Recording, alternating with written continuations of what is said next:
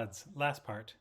So we've talked about how one type of brachiopod turns into other types of brachiopods. We've talked about the anatomy of brachiopods, like how you break them down.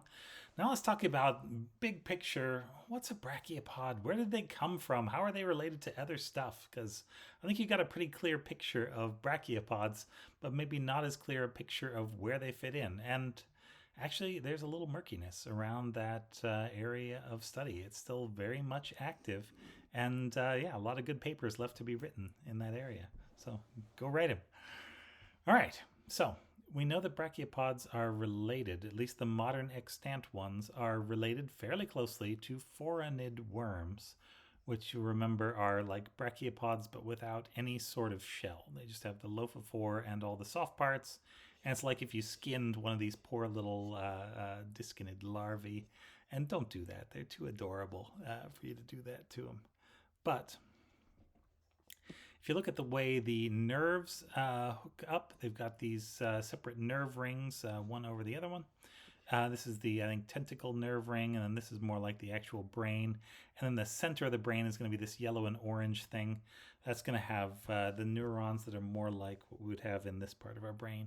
The rest is going to work more like a brain stem, we think, sort of conveying things. You can tell it's a British paper, too. Center, R-E, yeah, fancy.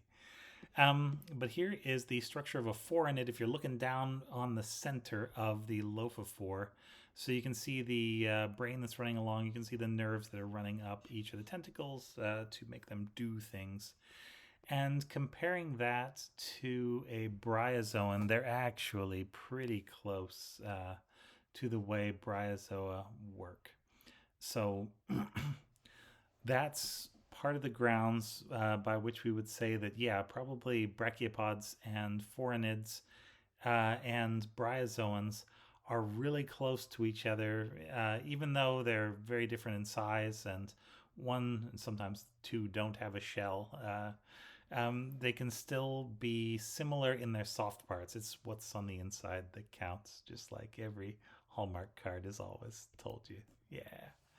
Here are some brachiopod nervous systems, and this is neat because this is how they develop. So you can see that by the time they're grown up and like a phoronid or a brachiopod or whatever, they have a nice nerve ring that goes around, but doesn't start out that way. In the earliest form, their nerve ring, so like think of the center of their brain is up here, and it's actually just like a horseshoe shaped brain. And then as they go on, they'll run some little nerves up these tentacles so they can keep feeding. And then they're going to get a little extension of these tentacles. And then later in development, the tentacles merge together. So that ring brain is actually like a forked brain. A forked brain that closes into a little ring, just like that. Isn't that neat? Yeah. And so it's not clear from the papers I've read anyway if phoronids follow the same pattern and bryozoa follow the same pattern. But I would say that that would be a reasonable hypothesis until proven otherwise. Yeah.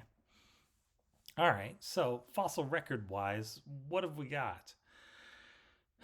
Unfortunately, the very earliest steps in brachiopod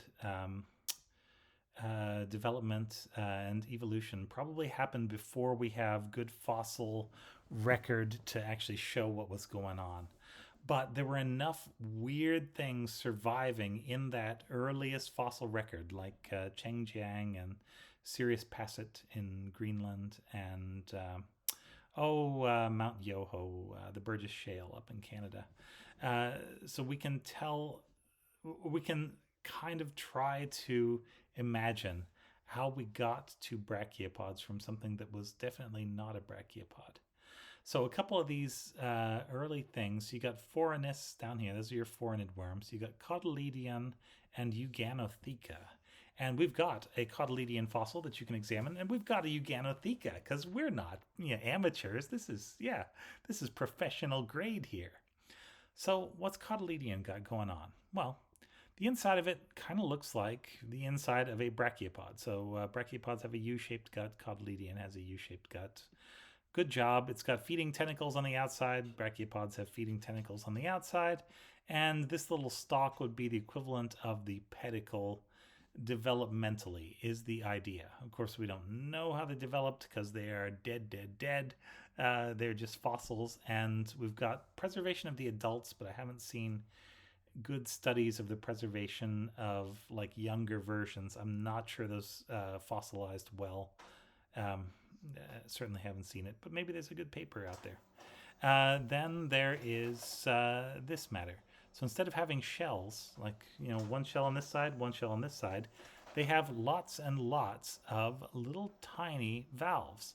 So more like the way the discinids were building up their shell from little tiny plates. These have a bunch of apparently loosely connected, probably by protein, little plates, and they cover the entire organism. It's like it's covered in little tiny shells. You wanted shells? I'll get you shells. That's Cotyledon and Tylodes. Yeah, really neat little, not brachiopod, but not that far off from the early Cambrian of Chengjiang. Here's Eugyanotheca, and Eugyanotheca doesn't have a mineralized shell, but it looks like it has maybe some kind of wrapper, like some kind of protein or maybe chitin shell.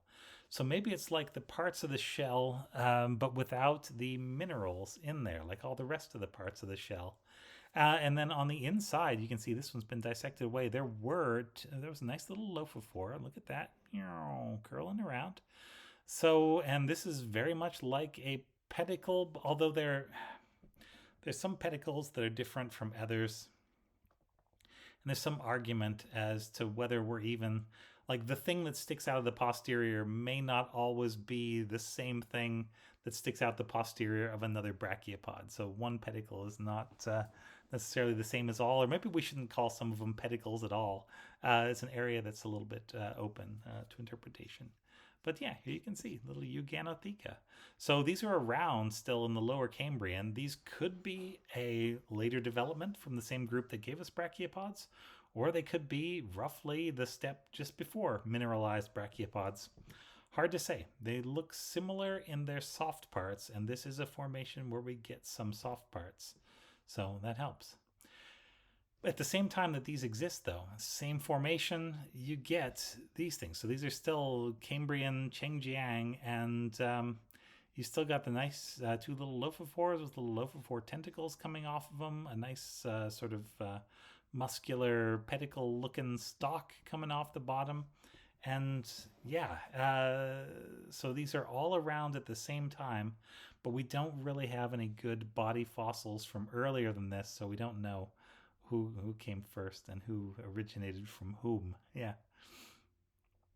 But these are part of the lingulid group, or they look as though they're on the way to being part of the lingulid group.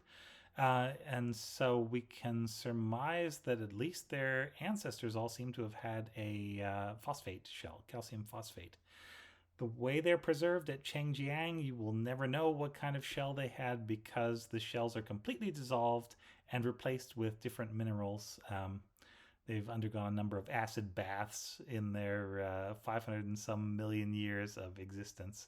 And so the organism is essentially replaced, but there is a really good outline of even the softest parts on the inside of the organism. So really neat, but frustrating sometimes because you just like to see what the thing is. Yeah. Yeah, all right. The next one, which we also have, because yeah, not amateur hour, come on, is a Heliomedusa. And Heliomedusa is problematic. Now, it just looks like it could fit in as maybe a very flat version of a lingulid, but it's missing some of the parts you would expect, like all these brachiopods that have slightly different shells and different names. The thing that I didn't really talk about is that the way the muscles on the inside are hooked up is usually different enough that that's why they've been put in these different groups. So it's based on an inference of what the muscles are doing. And so on these shells, you got this interesting phenomenon. They're often preserved with the little setae sticking out of the outside. Pretty neat. But more interestingly, if you look at it under a nice little, yeah, there, you can see, well, there's the rim of them that are coming out the edge of the shell. But look, there's also a group of them that are poking out through the middle of the shell. And you can even see there's a whole ring of them on the inside. Here they are right there. And so there's an internal mantle ring of setae and an edge mantle ring of setae. And the internal ones poke up through the middle of the shell. They've got a little channel through it. So very strange. And turns out that's a thing that we see on some others. So these are the little tubes where these little internal setae poke through. And they sometimes get filled in later in life, but they seem to be open at least for a little while. And they're actually pretty similar to what you see in Micwitzia. So that's one of these ones that people have been fighting about whether it's a brachiopod or not. And Heliomedusa, they're pretty confident that's a brachiopod. We've got all the soft parts to prove it. But not really sure if that's a member of the group where it has been put. That's a little controversial. But it looks like these two are actually pretty close. And in the paper, they, frankly, take a sip of crazy juice and then say, well, it's not, Heliomedusa was named first, so we may have to throw away the name Micwitzia if these things are actually put in the same genus. I think there are enough differences between them that you wouldn't have to do that, but Micwitzia isn't preserved very completely. Heliomedusa is preserved with all the internal parts and none of the external parts. So it's like a Jack Sprat and his wife kind of thing. The one is all inside and no outside. The other's all outside, no inside. And you're trying to see if they belong in the same group. There are enough differences. I think you can keep them apart and say they're pretty close relatives and everything's okay. Yeah, we don't have to go knocking out names here. Yeah, crazy talk. Here are some pictures of Micwitzia shells, on the outside. You can see the different rings as the shell structure changes. You got adult shell out here. This is probably your neanic shell.